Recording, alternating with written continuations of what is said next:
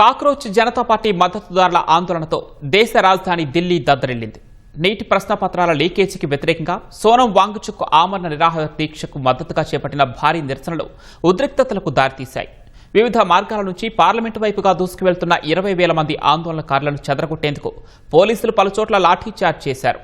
బాష్పవాయు గోళాలను ప్రయోగించారు. ఈ క్రమంలో దేశ రాజధానిలో కొన్ని గంటల పాటు పరిస్థితి రణరంగాన్ని తలపించింది.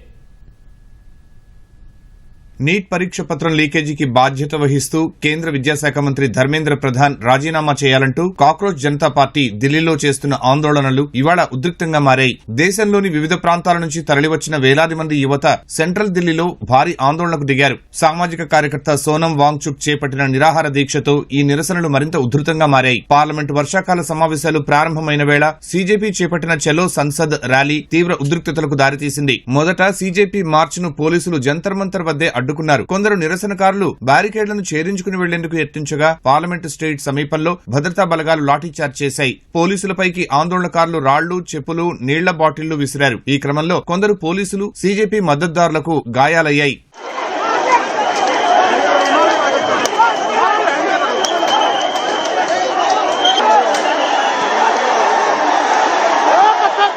మండీ హౌస్ మెట్రో స్టేషన్ నుంచి జంతర్ మంతర్ వైపు భారీ ర్యాలీగా బయలుదేరిన నిరసనకారులను కూడా పోలీసులు అడ్డుకున్నారు. కేంద్ర ప్రభుత్వానికి వ్యతిరేకంగా నినాదాలు చేస్తూ ముందుకెళ్తున్న నిరసనకారుల్ని చెదరగొట్టడానికి పోలీసులు లాఠీచార్జ్ చేశారు. ఈ ఘటనలో పలువురు ఆందోళనకారులను అదుపులోకి తీసుకున్నారు.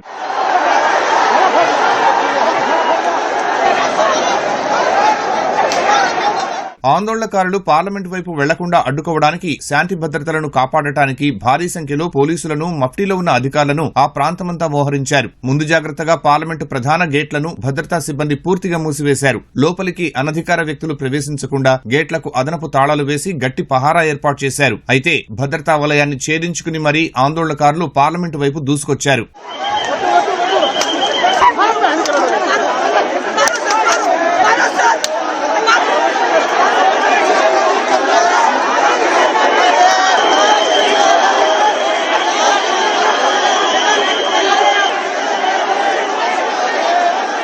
పార్లమెంటును ముట్టడించేందుకు పాఠశాలల యూనిఫామ్స్ ధరించిన విద్యార్థులు సహా అనేక మంది యువకులు వివిధ మార్గాల్లో చొచ్చుకొచ్చారు. అడుగడుగునా బ్యారికేడ్లు ఉన్నప్పటికీ వాటిని ఛేదించుకుంటూ ముందుకు సాగారు. శాస్త్రి భవన్ సమీపంలో పోలీసులు ఏర్పాటు చేసిన బ్యారికేడ్లను నెట్టుకుంటూ నిరసనకారులు భారీ సంఖ్యలో దూసుకురావడంతో శాంతి భద్రతలను అదుపులోకి తెచ్చేందుకు భద్రతా బలగాలు బాష్పవాయు గోళాలను ప్రయోగించారు.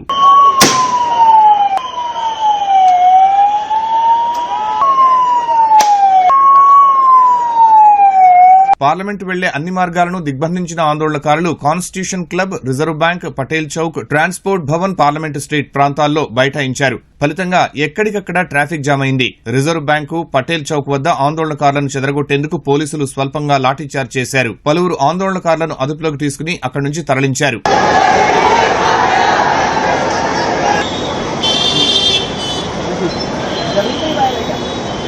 పార్లమెంటు పరిసర ప్రాంతాల్లో భద్రతను కట్టుదిట్టం చేసినప్పటికీ నిరసనకారులు వివిధ మార్గాల ద్వారా లోపలికి వచ్చేందుకు యత్నించడంతో ఢిల్లీ వ్యాప్తంగా హై అలర్ట్ ప్రకటించారు. ఢిల్లీ మెట్రోకు చెందిన 5 స్టేషన్లను తాత్కాలికంగా మూసివేశారు. పలు ప్రాంతాల్లో ఇంటర్నెట్ సేవలను నిలిపివేశారు. సీజేపీ మద్దతుదారులు తక్షణమే ఆందోళనలు విరమించి శాంతి భద్రతలు కాపాడేందుకు సహకరించాలని కోరారు. ఎలాంటి హింసాత్మక ఘటనలకు పాల్పడవద్దని హితవు పలికారు. సామాజిక మాధ్యమాల్లో జరుగుతున్న తప్పుడు ప్రచారాన్ని నమ్మొద్దని ప్రజలకు విజ్ఞప్తి చేశారు.